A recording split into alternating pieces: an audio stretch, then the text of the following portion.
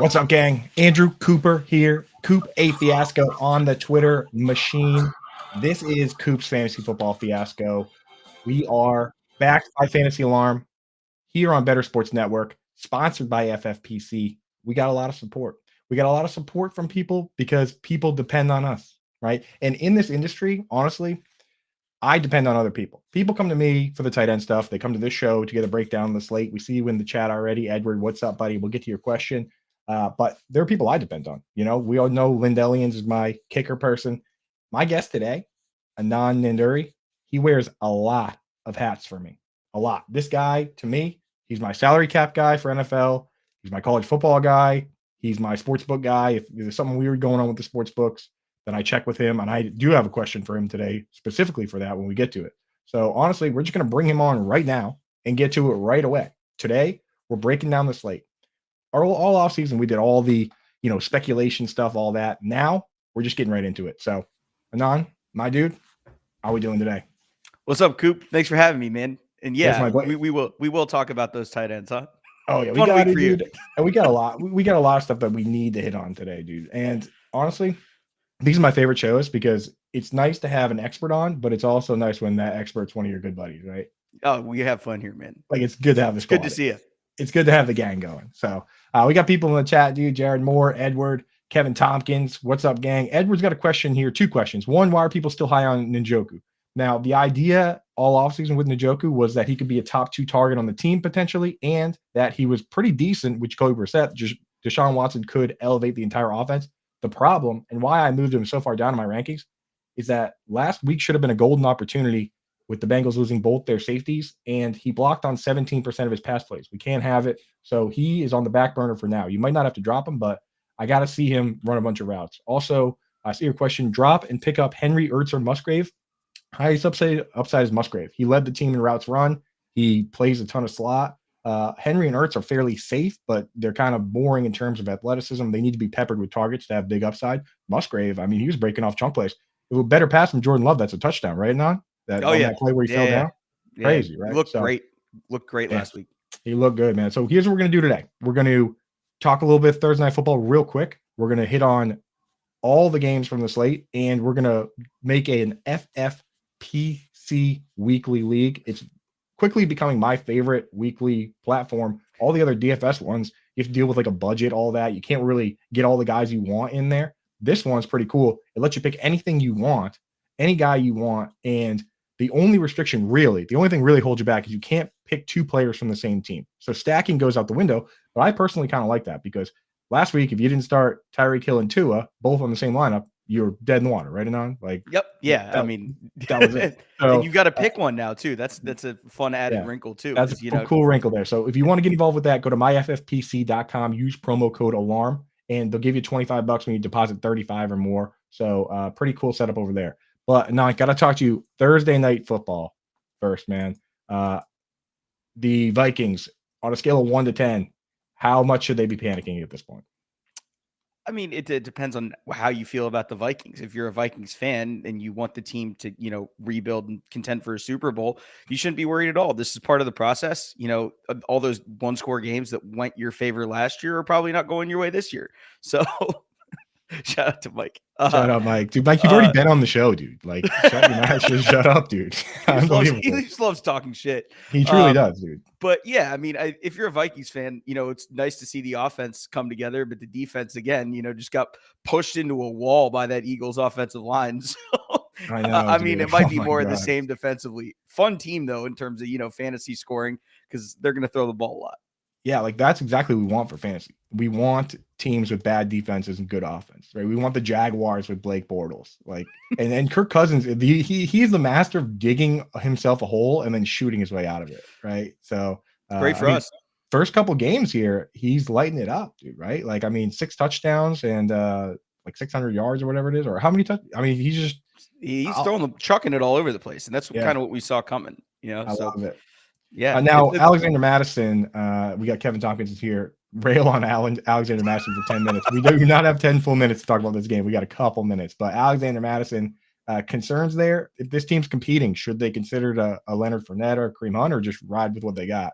I mean, Kareem Hunt makes all the sense in the world given the usage that they had for Dalvin, right? And I mean, he clearly has something left in the tank. Um, Cody Carpentier came on and told Matt and I that he looks a little bit thicker around the waist than you'd want him to in the offseason, and that's why teams haven't called. But, if he gets himself back into shape, that's still a pretty premier NFL running back that you can sign for not a lot of money. Alexander Mattison is just a guy. I mean, the value there was basically he will get RB touches in Minnesota. And if they're going to feature Jordan Addison as much as they have and Justin Jefferson as much as they have and Hawkinson scoring twice, there's just not the volume to support where he was being drafted in the offseason. And that's why most of the industry was just like, hey, this is a classic trap. Yeah, it really is like it. The thing that sucks about it is that on one side, you look at the opportunity and it makes all the sense in the world. On the other side, though, did we just get Mike Davis again? Like, did we just get rug pulled again? It's starting to feel that way a little bit, isn't it? Yeah. 100%. Same kind of situation, same kind of ADP. And you're just sitting there and you're like, oh, well, we're out of the guys that I really want to draft. So maybe I need a running back. And this guy seems all right. He'll get touches. They're not the touches you want, guys. Yeah, pretty gross, dude. Now on the other side, DeAndre Swift is, I mean, obviously you can't just pencil him in for 170 yards, but do you think he's earned himself a bigger workload even when Gainwell's back here? I think the strange part about trying to figure out backfields where you've got guys that do so many things well, kind of like a Gainwell and a Swift do, is when he comes back, how much of that are they going to try to give back to Kenny? How serious was the injury? There are a lot of things to monitor there, but obviously arrows pointing firmly up on Swift's value. So, I mean, if you kind of read into things and see, Kenny sitting out another week or two, or, getting eased back in as he's nursing injuries, I think DeAndre is probably a player that you can comfortably start as a high-end RB2, maybe even pushing into the low-end RB1 territory.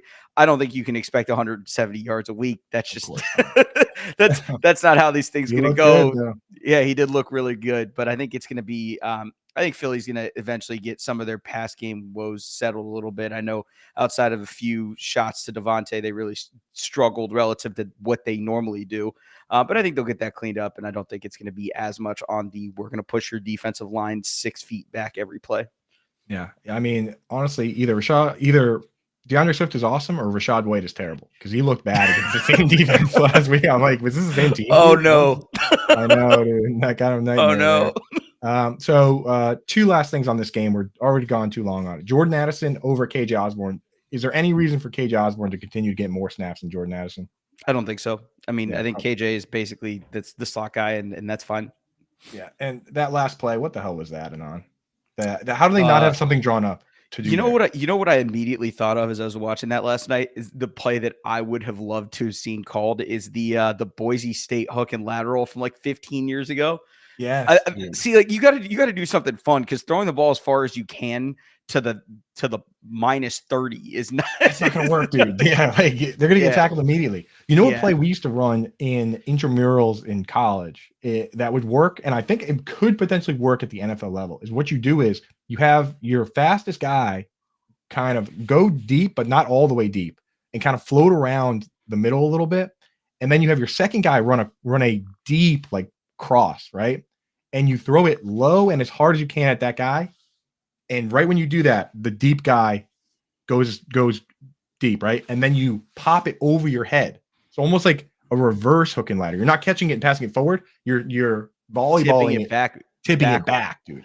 That move worked for us. That's fun. I mean, like, why not try that? Because if you can get Justin Jefferson, pop it over his head to Addison or KJ, the safeties might be coming up. Well, the way it would work is the safeties would come up to get the guy in front, and you'd pop it right over him. So anything better than actually, I love it. Now I want to see this. Now I'm gonna, the next time someone asks me about something, I'm gonna, talk to someone, hopefully someone at the G5 level that's like, hey, on a Tuesday night action game, let's get this shit going. Yeah. So we would call it the reverse hook and ladder. Reverse hook and ladder. I love it. The inverse hook and ladder is probably what you should be calling it. Inverse hook and ladder. Shout out Ann Dunn in the chat. Shout out Britt. What's happening? Get in the game. Weapon X. Thanks for joining us. We got one of my favorites here. Let's get into the slate itself here. First one I got here, Packers, Falcons. Falcons getting 2 last I checked, but you're the book guy. So correct me if I have wrong numbers here. If you're seeing better lines anywhere, over under 40.5. Just first off, I mean, are you taking any action here?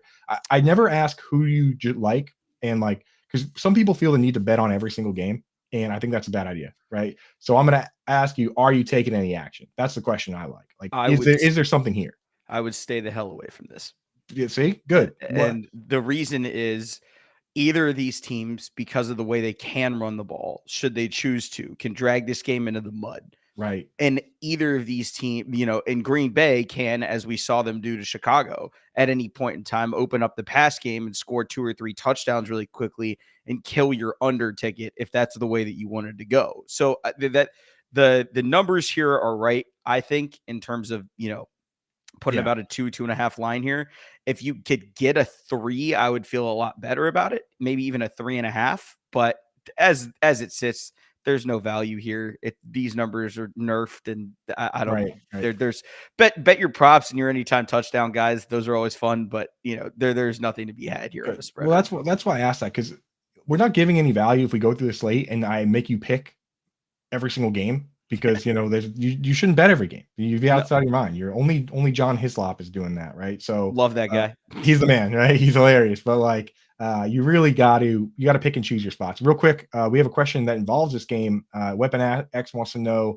Hate to ask, Garrett Wilson this week, and I know you're a huge Garrett Wilson fan, Ohio State guy, so might have to put a asterisk on whatever's coming next here. But do you bench him for Drake London playing in this game, Romeo Doubs playing in this game, or a Michael Thomas or a Josh Kelly, or you just roll with the talent in Garrett Wilson? I think the tough part that you have here is Garrett Wilson's going to make some stuff happen. But if you ask him to be magical week after week, I think of that group, Drake London, again, the problem is going to consist of the offense. Arthur Smith, for some reason, hates us all. And Romeo Doubs, same kind of situation, especially if Christian Watson plays. We don't know if he will or not. So obviously a lot of this is injury dependent. Michael Thomas, kind of same situation. Kelly would be my choice here if and only if Eckler doesn't go, because I think they've shown that they're willing to commit to that run game under Kellen Moore in a way that they just hadn't before.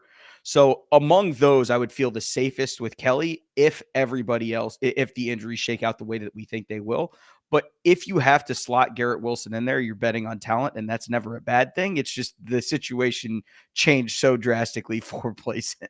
Right. All the zero RB stuff this offseason, the hero RB stuff especially with the best ball, has kind of, I feel like, shifted people's minds into thinking that wide receivers are better than they are. A lot of times, if you can get a running back that's going to get the full workload, an AJ Dillon or a Joshua Kelly for a single week, that dude needs to move way up the rankings for flex, right? Because Drake London in any given time can have 1 catch or 2 catches. So especially going up against Jair Alexander. Last question on this one before we move on. Icy Through in the chat wants to know RB timeshare. What are your thoughts on that in Atlanta? And shout out Icy. He's a Fantasy Alarm member. He's a sharp gamer. I think the really alarming thing that we saw is we hoped to see a little bit of evolution in terms of, we saw Cordero Patterson last year get some touches, as he works his way back. Does he find a role here? That's, the real question. I think the question that's being asked is, how much do you trust Tyler Allgeier's share, and how much should we believe in Bijan after we drafted him in round 1? I think realistically speaking, Bijan's going to be Bijan. He's going to, at some point, take over the role to the point where you're not going to be able to play Allgeier anymore. I think he's just that good. Now, does that happen in week 2? I doubt it. So I think he's startable for a couple more weeks, barring injury. And then after that, it's going to be, Arthur Smith's funhouse, basically, where we all hate him for the decisions made for fantasy reasons. The team itself is actually performing relatively well, given expectations, but he has all of us. That's the worst thing possible, right? Them winning and throwing 18 times. That's awful. He needs to be punished. Disaster, man. He needs to be punished for his crimes. I hate it. And I'm not sure it's going to happen this week, right? The Packers are going in there and they got all these injuries too. Aaron Jones, Christian Watson, Romeo Doubs. So might get away with it again, but I think so. Yeah, I think unbelievable. Next game here, Raiders, Bills. I got the Bills 8.5 point favorites, total at 46.5. So the books are predicting the Bills to bounce back here. On the Raiders side, we know we're starting Devontae Adams, we're starting Josh Jacobs. If Joey Myers is a full go, do you trust him at this stage? I mean, he looks pretty involved. The way that I see this game right now is everybody is trying to make Buffalo the team that they were 2 years ago, and they've shown no evidence recently of that. They can be that team, but this is priced as though they are that team, and they're not. People are going to try to buy -8.5, and it may even go to 9.5. If you see this line at 10, you absolutely hammer the Raiders. I would even take the Raiders at this number at +8.5 because they're going to take the air out of the ball. It's what they've always done there. And I know the pass game looked better last week than people expected, but the entire ethos of what they were when they were good last year is Josh Jacobs runs the ball over and over and over again. And the way that I look at this team is basically, will Josh give them a mistake or two? Do they pick those balls off? Or do they end up, or do those balls end up, falling to the ground harmlessly?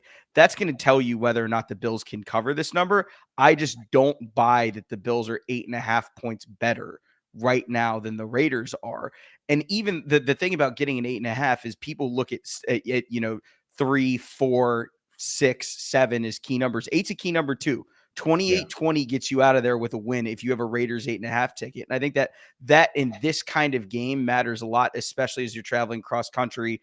They're going to try to make a statement early that, we're not the team that lost to the Jets. That's not who we are. And, sometimes that backfires. Josh Allen's had 2 to 3 game skids before, and the Raiders are not as bad as people think they are. They just don't win close games, and that's the problem. If you hold a Raiders money line ticket, that's a lot different task than asking to cover 8.5. Yeah, but eight is also a key number. 8.5 for those. If you're doing those long teasers, right? Did you ever do those, dude? The 2-team teasers. What is sucker bet? Is a sucker bet? It's minus EV long term for the most fun, part. The teasers, but it is fun. They are fun. It's fun though. It's fun to go to your buddies and be like, "You don't know what a long teaser is, bro. Shut up." Right? But it is bad bet. It is bad bet. But whenever I see the 8.5, I'm like, maybe though. Yeah. Maybe. Yeah. You need to have you in Vegas with a cocktail in your hand. Those bets sound a lot better, don't they? Oh yeah. I mean, there's a drastic difference between staring at data all day versus firing things off 9 drinks deep at a Vegas casino. So definitely difference of opinion, but both are fun. I hope you're right. Yeah, they're fun. Yeah, that's the thing. I hope you're right that Josh Allen can't just chuck it deep. He even said himself he needs to do that a little less because I want to see more Dalton Kincaid. Played 47 snaps at wide receiver, a lot of slot. So we'll see what happens there. But we got a lot of games to cover here. So let's go. Did you have any last thoughts on that game before we move on? No. I think we covered basically what I got. Ravens, Bengals. This is a good one. I'm seeing Bengals 3.5, total 46.5. These division games, supposedly good teams here. Any interest in the lines on that? And again, if my numbers are off, let me know. But no, those are the numbers that you'll see. Basically, it'll float. It'll always float somewhere between, with these division games, 3 and 4.5. Right. To me, this is a clear stay away. We don't know just how much Burrow's injury impacted him in the weather in Cleveland. He wore a glove on his hand for the first time. People know that I'm pretty into the Bengals. They're my Super Bowl pick this year. But this is not the time to buy in, especially not this week. The Ravens are really, really, really good, especially early in the season. Everybody keeps forgetting the years that Lamar dragged this team to 8-1, 8-2, 8-3 records early in the year, and then health falls apart. Everybody looks at the team they are at the end of the season and projects them to be the same team at the beginning of the season. The following year, they are not. The Ravens are really, really good. I know that everybody's concerned about Dobbins. John in the chat says Lamar's dead, dude. So I don't know. Lamar, dead. John's thought Lamar was dead since he was at Louisville. So. I know, dude. Get out of here, dude. I'm not listening to John's Lamar nonsense anymore. And he's finally not in a high school passing game either. That was nice to see. But I mean, I just college think passing this is going to be offense. Yeah. I mean, it's going to be a knockdown, drag out 4-quarter fight as Ravens Bengals games usually are. And there's not a side of this that I like. If you really, really want to get into the weeds on the totals, there's probably a very, very slight lean to the under, just because I think both defenses are better than people give them credit for. Right. But either way, this game in terms of betting is a stay away from me. I'm not going to ask you for fantasy about the Bengals. We're starting Higgins. We're starting Chase. We're starting Joe Mixon. We're starting Joe Burrow. Yep. On the other side, though, obviously Flowers, fired up about him. If you had to pick one of Hill or Gus, and you had to pick one of Bateman or Odell, Bateman or Odell, just a roster long term. Let's do that one first. Bateman or Odell, long term stash. Say he's like your wide receiver 5 or 6. Who are you thinking about? I think Bateman's just got a little bit more juice left to him. I think Odell's going to be used much more as kind of the guy that he was in LA, even at the high end, which is very touchdown dependent. God damn it, John. I know, dude. I have stopped putting his comments up. So they are cracking me up. Can we ban John from the chat somehow? Mods, please. Earndog, time out for Dynasty Coach A, please. Thank you. But yeah, I mean, I think it's Bateman. The upside's just there, and you're not stashing your wide receiver 6 for a floor. That doesn't make any sense. And then Gus Edwards for me. We're riding until the wheels fall off. And 5 yards of carry career. It's like him and Nick Chubb and like 2 other guys. That's it. Superstar. Yep. But we'll see there. Okay, good. That game, pretty set there. Seahawks, Lions. This one, okay, so this is the one I wanted to ask you about as the guy who's plugged in with the books, as the capper, right? So I'm a little confused. This one opened at the over-under opened at 51, right? Now it's down to 47.5. So I'm thinking, okay, Seahawks have some issues. Maybe they're thinking the Seahawks aren't going to produce as much. But then I see that the Lions opened at 6-point favorites. Now they're down to 5. So it's not all coming from the Seahawks side. So what's going on here? Why are people hammering the under here, and why the lines come down? Like, what's going on with this game? So basically, lines move for one of 3 reasons. One is injury, as more information comes out, or in the case of in the case of actual team favorites, that moves the line.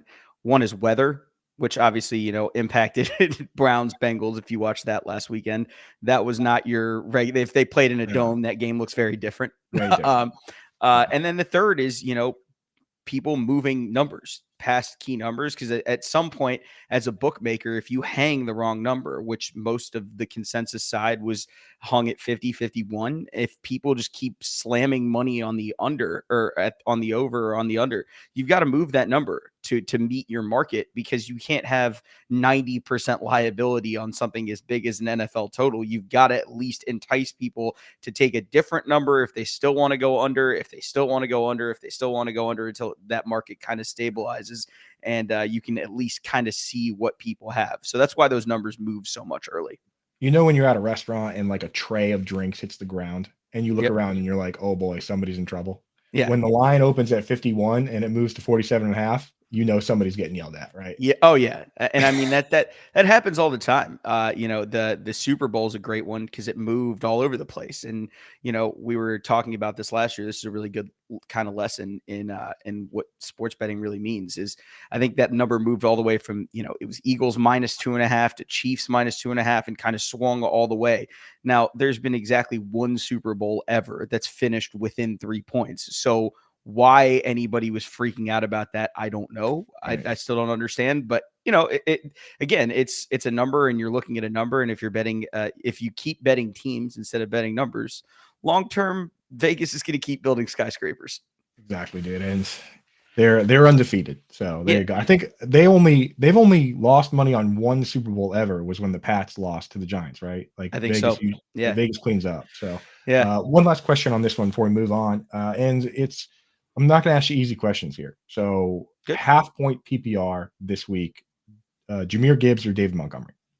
If you're going 0.5 PPR this week, I think because standard it's probably Monty, and full PPR it's probably Gibbs. But if you're 0.5 PPR, that's where I'm a little. I think the Montgomery usage, until we see Gibbs get on the field more, and I think hopefully they watched Thursday night and saw what DeAndre did. But I think until then I'm still going to lean Montgomery just a hair. But that's just for this week. I think going forward it will be Gibbs in all formats. When I was doing my snap count article, I was shocked looking at Jahmyr Gibbs and Breece Hall. I was like, these guys were all over the field. How did they play less than 20 snaps? Like, it was crazy to me. So we're going to see it eventually. And there you go. We're going to skip real quick over. We're going to come back to Colts Texans. I want to do Chiefs Jags real quick because Ann has a question on the Chiefs in the chat. First, what I'm seeing for lines here, we're looking at Jags +3, which, hey, the Jags are live. If anytime you can be in shouting distance of the Chiefs, then you're a real team. So that's nice to hear. I know you're a big Trevor Lawrence guy. You're a big supporter of young quarterbacks for the most part in general. You carry the flag for a lot of these guys, and a lot of times you're right. So that's why we bring you on here. So +3, the over under 51.5. 51 is what I'm seeing now. Should be a really good game here. Do you see anything betting wise there that you would go for? Either the over under on the line. I think this game has the potential to clear 51 in a big way. So I think that's kind of the angle here is, you've got two guys that know each other pretty well, and Andy and Doug Peterson basically showing off their flashy toys in Mahomes and Lawrence, and getting their new toys back the first week for Travis this year, more than likely. And also, week 2 of Calvin Ridley for the Jags. So I think they're gonna throw the ball all over the yard. I think both quarterbacks are very, very likely to finish at the top, near the top of the leaderboard, fantasy football wise. Potentially if you're looking for a captain for a DFS team, I think Lawrence or Mahomes would be a good one. I think probably Mahomes is gonna be a little chalkier. But you look at what both of these teams can do, and they can hang 35 on anybody. So It's going to be fun. This game's just going to be fun. I think, basically anybody that has any kind of role in this game period this is the game of the week that you circle, and you're kind of like, all right, this one could turn into a barn burner pretty quick.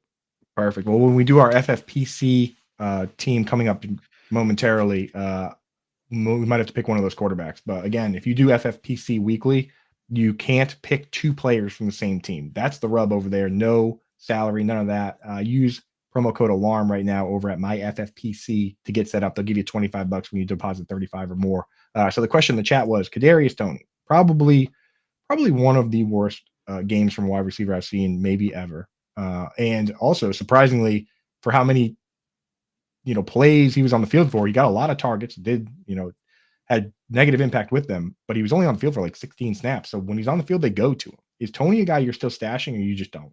I mean, I would stash him, but there is a 0% chance that I'm starting him out other than desperate times. If you're really, just in trouble somewhere, you have a lineup that desperately needs someone as a flex or a wide receiver too.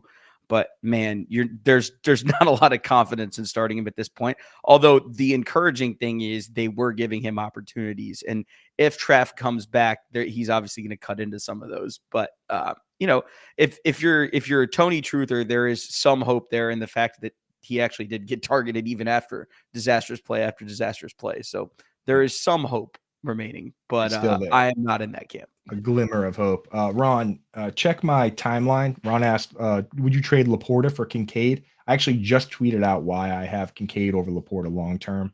The short and sweet is that he played more wide receiver, blocked on fewer pass plays, and he doesn't have to worry about Jameson Williams coming back at some point. The Bills are what they are right now. So Kincaid over Laporta still right now. Honestly, the question for me at this stage is, does Luke Musgrave jump over Laporta this week, depending on what his usage looks like? So I like all three of the rookies, and it's probably going to bounce around a little bit as we go on. With these guys, Christian Kirk, some concern there that he only played slot. What do you think?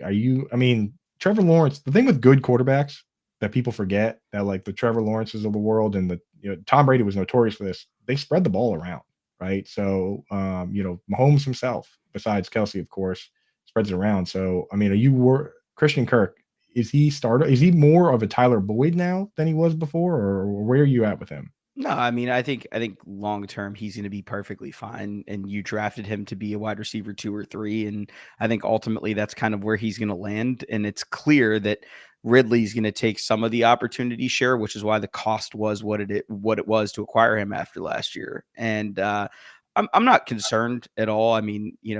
We've seen offenses that Peterson's run before where, 1 week it's one guy, 1 week it's another guy. Over the long term, it'll kind of aggregate to where I think Ridley is definitely their one, and Christian Kirk will be long term there too.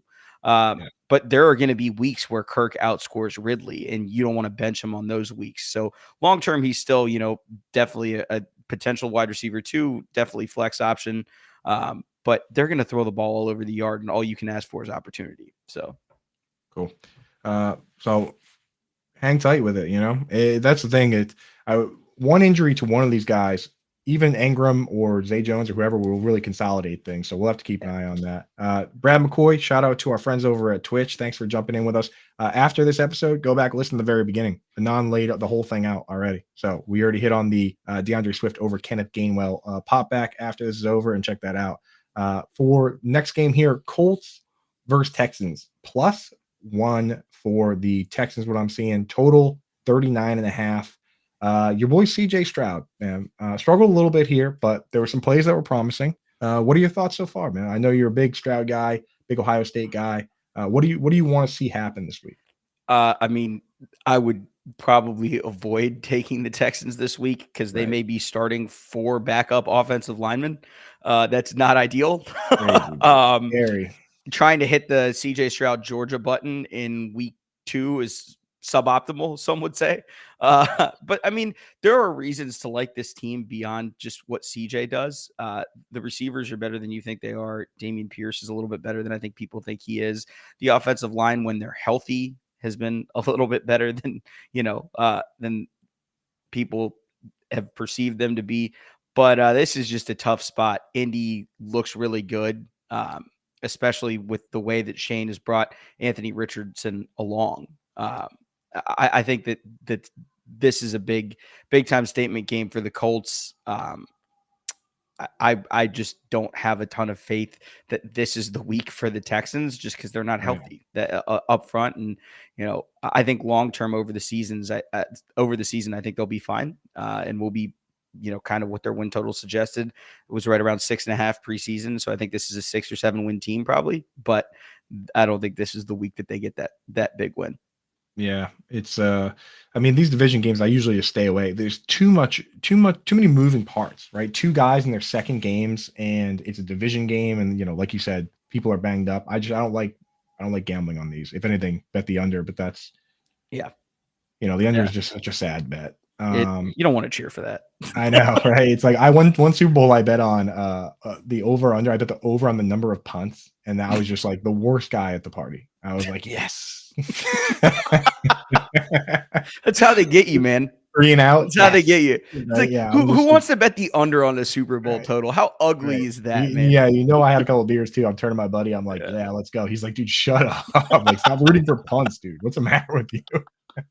It's good. So we got Kookski in the chat wants Kookski, great name by the way. Is that what it is? Kookski, awesome name.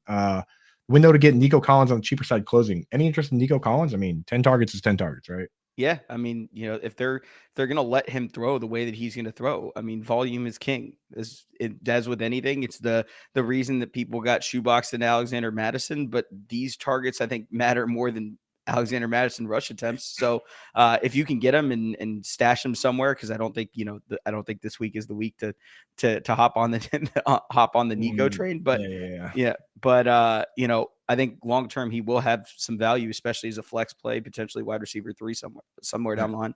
In the chat, Christian Kirk or Tutu Atwell if Puka Nacua is out. I know I said Anand wears a lot of hats. He's got his boots on the ground with Rams takes too. So Tutu, we doing it? I can't do it. Give me Christian. Christian Kirk shootout game. Give me Christian. I think Tutu is going to have more of an opportunity than with if Puka does sit. The problem is you're going to San Francisco, and we know how that historically has gone for the Rams. Yeah.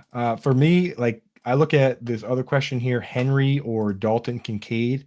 It depends how risk averse you are, and the fun upside play is Dalton Kincaid, but he also doesn't have the floor that Henry has. Henry has a great matchup with the Dolphins. If the weather's good, it probably should be Henry. And I know that Mike Daddy's Home Fiella is once again on Henry this week. So I think if you want to play it safe, it's Henry. If you need the upside boost, go with Dalton Kincaid. On to the next game here. Let's look at Bears Buccaneers. Again, another Ohio State quarterback. I know, dude, gross game, but Justin Fields, your guy, 37 attempts, but once again, they called a lot of pass plays. So they dialed up like 50 pass plays. He's only throwing like 71% of the time, just like last year. But I mean, 37 attempts, gotta be feeling good about that. Justin Fields, you still like obviously you can't move him outside your top 10 QBs at any given time because of the rushing. You still feeling good about him as QB like 5 or 6 if you took him there though? Yeah, I think they have to get him running. That's the biggest problem. Is he's not Peyton Manning. He'll never be Peyton Manning. One of the things that makes him what he is his ability to run. And if you don't let him run, then you're going to struggle. If you don't, this offense is not fully built out yet. I know that it seems like it is at receiver, but the offensive line is not where you need it to be to contend in this division. And even in a weaker NFC in this conference, the biggest problem that Chicago has right now is Justin isn't trusting the stuff that's there because he's so worried about getting hit again. And we've seen this before, the quarterback that I hate to make this comp because that's my guy, but you don't want to Carson Wentz somebody into making bad decisions to survive and then forcing them to play out of structure all the time. Some of it has to be move the pocket. I think they moved the pocket for him twice in that game, and one of them was into a sack. It's ugly across the board with the Bears offense. I think they'll look better this week by default because it's hard to look much worse. But this is your classic. We're trying to reinvent the wheel. You know what worked last year. You got away from it because you have a shiny new toy in DJ Moore. For some reason, they decided to feature Cole Kmet in last week's game plan, which I didn't understand at all. 72 of 74 snaps. I didn't get it. I mean, he was the target of a 7 stop route in the end zone against I can't remember if it was a corner or safety. I'm like, this just doesn't make sense. Crazy. I don't get it as a primary read there. So, I mean, there are a lot of things that the Bears offense needs to fix. And I think it's a wait and see operation, but Justin's rushing is obviously going to be. You need it. And that's the point that people don't really get what you touched on there with moving the pocket. There's a big difference between setting the play up to have your lineman control the chaos of getting your guy outside the pocket versus running for your life. Especially when you're rolling to the left, you have time to set up. You can actually think about the read.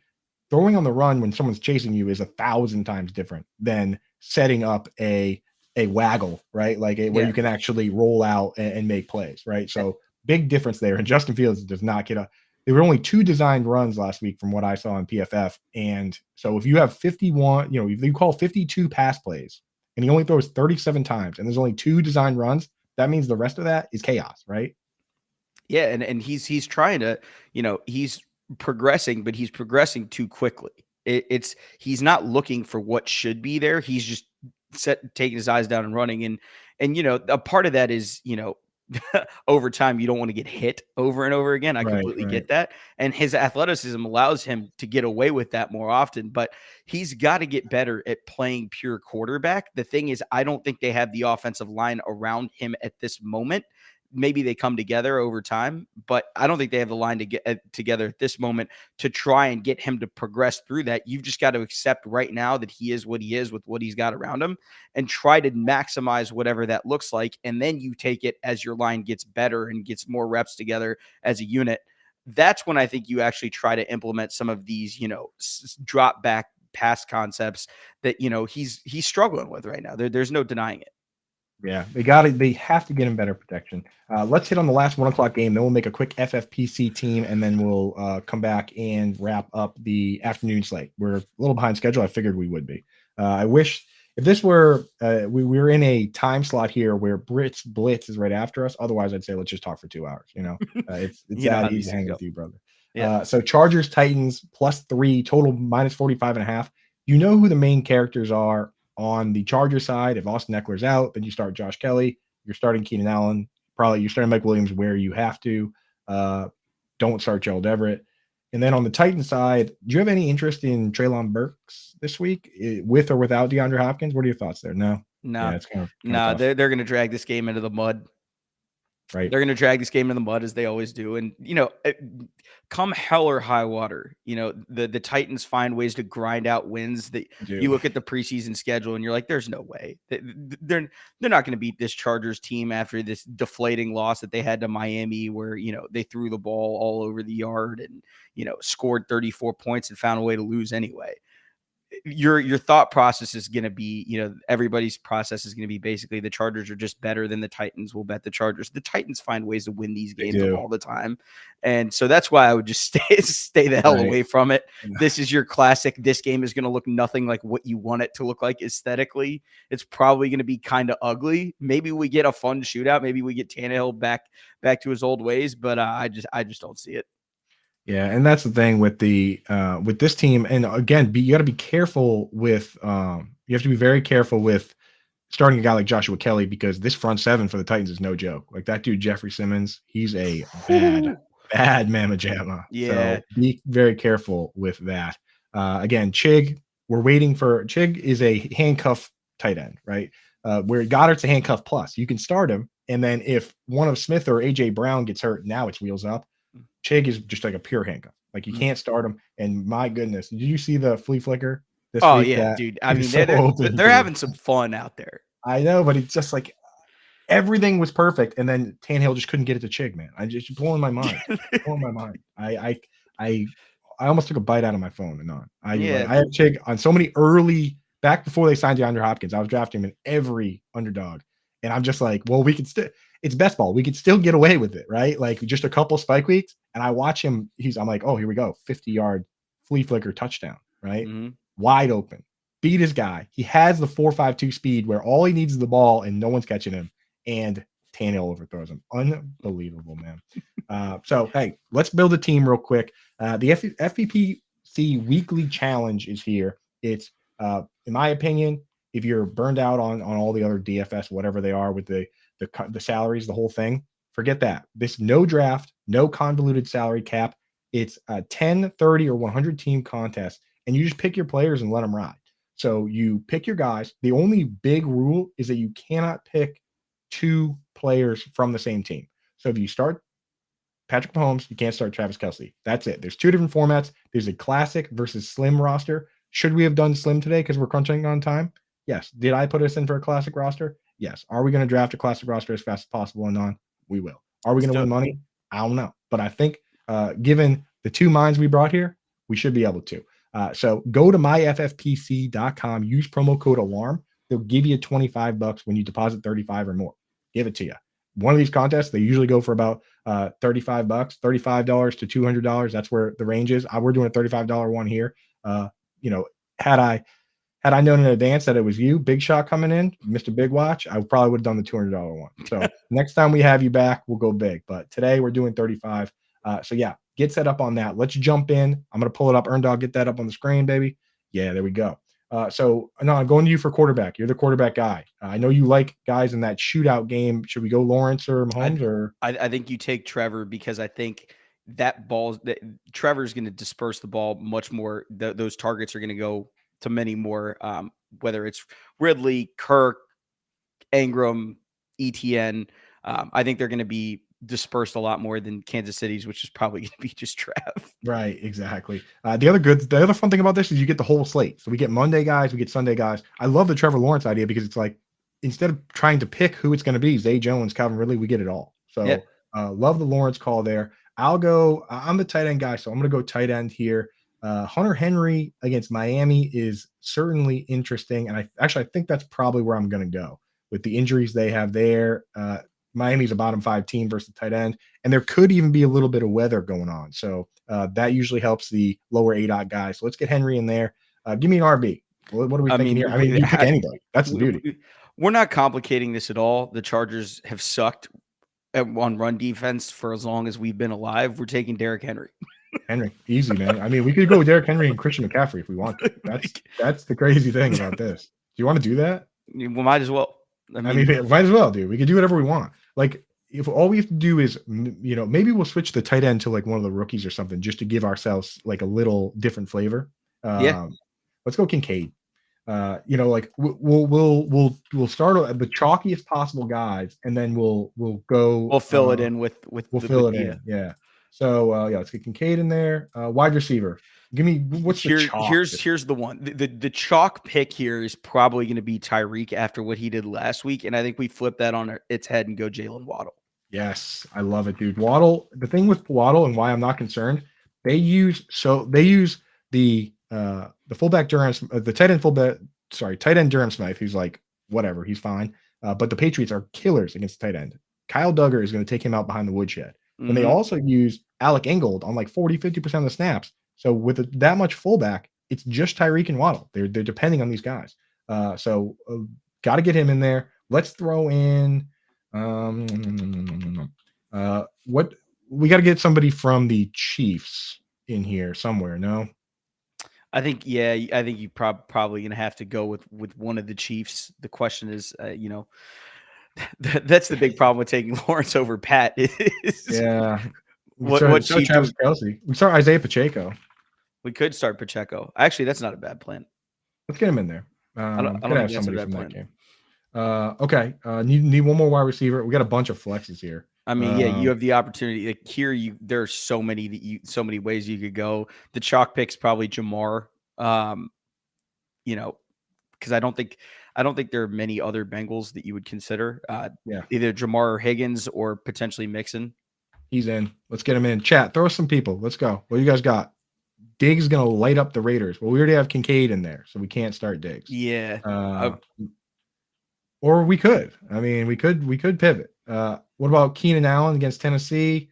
Let's see. Keenan Allen. Yeah, I mean, the thing is their ADOT last week was so low because they played a Fangio defense in Miami. I would expect Mike Williams maybe to have a big day, just over the top. Nick Chubb, that's a good one. Yeah, Chubb. Let's get Chubb in there. And that's a really good one. Get Chubb in the flex. Or Saquon versus Arizona. Wow, you were talking about Saquon too. We can start Saquon too. That's what's so much fun about this format is that you can do it however you feel like doing it, as long as we're not going to start anybody else from the Giants, so who cares? Musgrave versus Atlanta. I kind of like that. We can put Diggs. Too. If we go Musgrave versus Atlanta, we could put Diggs in. I think that's the way to go. Right, because it's like if you hit the chalk lineup and then just have like the tight end that's just slightly better than everybody else's, then you win all the money. Yep. So let's do that. Kickers. I don't have time to check Linda's stuff right now. She likes like Evan McPherson, right? Yeah, that's the guy we like. We can put money back in there. I need a defense. Defense. Who do we like? Oh wait, no, we have Chase in there. We can't start McPherson. Oh, that's I'll right. Find. You think about defense. I'll find as a kicker. The defense. This is easy as shit. We're taking the Cowboys. Cowboys, yeah. That's Aubrey. They get right? Zach Wilson and the Jets. Yeah, give me Dallas. Moody's a good one. Moody's a really good one. I like that. Oh yeah, Moody would have been good too. Well, we have McCaffrey in there, so we're not swapping McCaffrey out for Jake. Oh, that's true. Yeah, Dallas defense is easy. Should we go Dallas defense then? Yeah, I think we go Dallas defense. Yeah, okay. Then we need. I mean, it's shocky, but for a reason. Yeah. Let's go Dallas defense. Now we need a kicker. This could be the thing is this could be the difference maker in like everything. What's just a high scoring game that we don't have access to here? Jason Myers from the Seahawks. Boom. Yeah, that's a good one. Lock that in. All right, that team's in, dude. Like it's just super mega stars across the board. That's our squad, and awesome. So go over to myffpc.com. Use promo code ALARM. They'll give you $25 when you deposit $35. You tired of all these constraints with salary caps and all this nonsense? Oh, no, how much fun is that team we just made? Oh, dude. Trevor Lawrence, Derrick Henry, we cheer for everybody.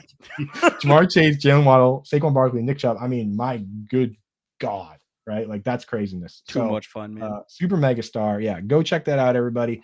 We got about 5 minutes or so left to just rattle through games. So I'm going to here's what I'm going to do, I'm going to throw a game at you, and you just tell me what you think is cool about it, whether you're betting, players you like, and then we'll just jump right to the next one.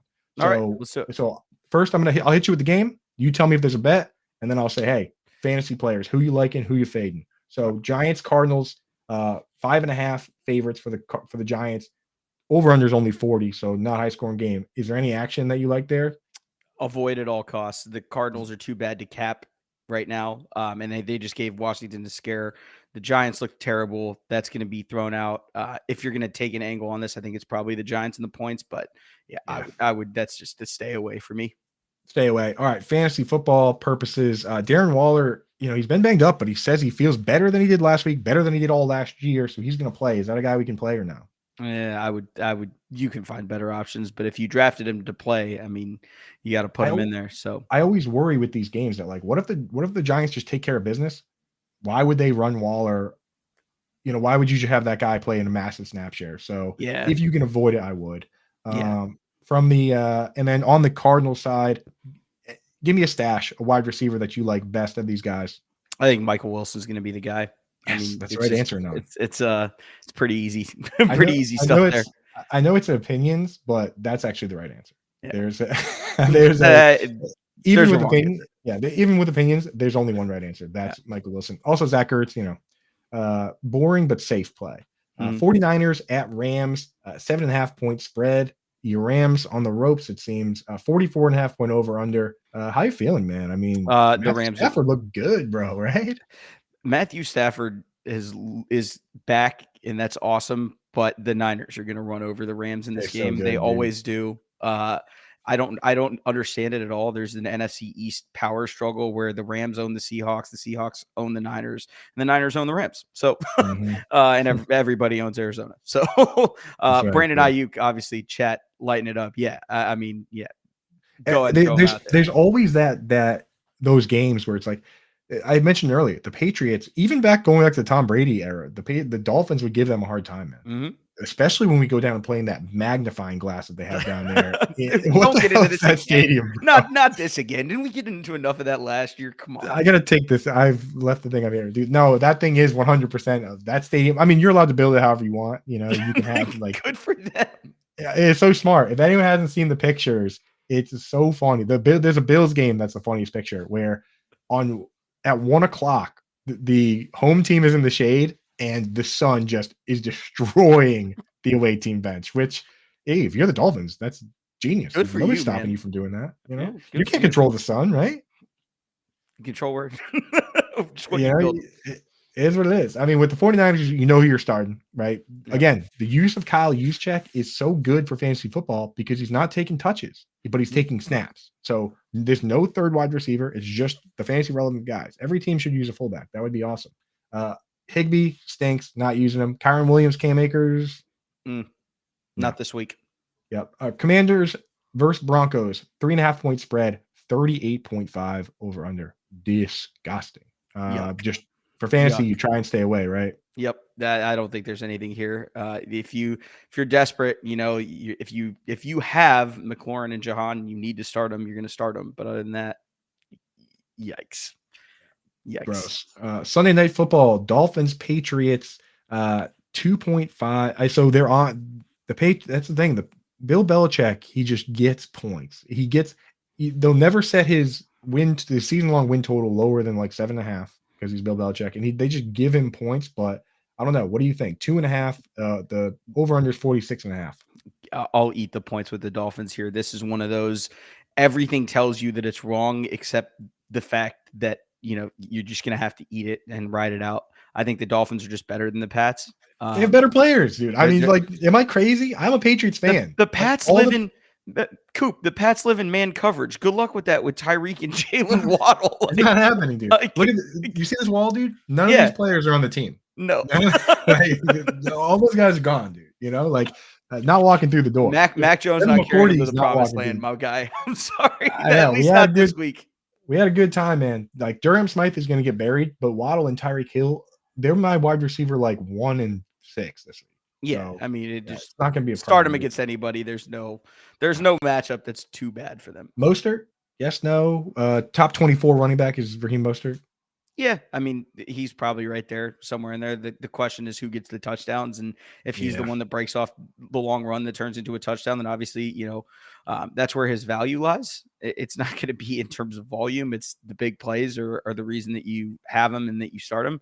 And for the few weeks a year that you get him, he's really good. So yeah, if I'm at the 10-yard line, I'm throwing it to Tyreek Hill 3 times in a row. If I'm at the 1-yard line, I'm throwing it to Tyreek Hill 3 times in a row. Like he's just too good, dude. He's just too good right now. There's something to be said about just being way faster than everybody else. I mean, like, what can you really do? So Monday night, Saints at Panthers +3. Over under is at 40. Basically, what they looking at the scheduling on, here's what they said. They said, we don't have a good game for this week, so we'll just give you 2 bad games. So we got the Saints at Panthers. There's some fantasy relevant guys in this game, no question, though. So first off, are you taking any action on what is it, Panthers getting 3 at home? No. I mean, those are really ugly games. I mean, if you really need rooting interest in this, maybe you throw a nickel at an over 40 ticket just for fun and hope that it gets dragged there. It's not interesting right now, but at Monday at 4:00 in the afternoon, if you're itching for something, over 40 is a fun one, especially division games. On these games, yeah. I said it to Howard Bender yesterday, but like sometimes if like I have to go out to dinner or something on Thursday, I'll bet the under because I can't watch the game, and I'll just like spite bet the under, and then on dinner I'm like checking my phone. I'm like, good, this game sucks. I didn't want to watch it anymore. Don't do that. Hey, I've never seen that. I love that. That's good. Yeah, I'm like, good. I didn't want to watch. This game stinks. I just root for the under. That's funny. That's such a childish way to play. Do not take that advice. But Miles Sanders, concern level 1 to 10. Probably about a 4. It's week 1. We just don't have enough. We don't have enough information yet. It's a rookie quarterback. They are not great as a team yet. I'm not concerned. Yeah. Showdown slate lineup. Michael Thomas or Rashid Shaheed? Ooh, give me Shaheed just because of the long TD upside. Oh, you know who you're talking to, right? Of course I know. And Mikey Thomas is my guy. I know. It's just a showdown slate. You've got to go with the guy that can potentially give you 2 for 140 and 2 scores. The big play, yeah. Shaheed is definitely the better DFS, the best ball play. Because he could have a 90-yard touchdown, man. I mean, he's got the ability. Whole week in one play. Yeah, for sure. Pick one of Terrace Marshall, Adam Thielen, Jonathan Mingo, because you have to. Mingo by default, I guess. I mean, yeah. They all played. They each played 67, 68, and 69 snaps. So it doesn't matter. 30 seconds left and on. Browns, Steelers +2, 39.5 over under. Anything there? I hate these games. Under 39.5. These teams beat the shit out of each other every time they play. This game's probably going to end 20-17, one side or the other. I would avoid. Yeah. We got to jump and tell everybody what you got going on, where to find you, man. You're the best. I'm bringing you back on this year. For sure. Thanks for having me. I'm Anand Player Profiler. I host a show called Decision Point with Matt Kelly, where we go through GM transactions and kind of what the job of a general manager actually is. You can find me on Twitter at Nanduri NFL. And we hang with my guy Coop once a year in Canton. That's right, baby. I'm going to try and get out to whatever is going on. I'm trying to do as many things as possible, but with the baby, it's kind of tough. Yeah. Congrats again. Thanks, man. And always good to see you, dude. You're my boy. Good luck with your stuff this week. Everybody follow him on Twitter, Nanduri NFL on the Twitter machine. And stay tuned right on this channel. Brit's Blitz coming up next. We're hitting you with the full slate right now. Brit has all the news and notes. She does all our battle articles. She does all our injury articles. So if you want to be fully up to date and not look like an idiot talking to your friends like I did when I said Jacoby Myers might play when he's probably not going to, make sure you stay tuned to this Brit's Blitz show. It's going to kill it. That's it for us. Talk to y'all.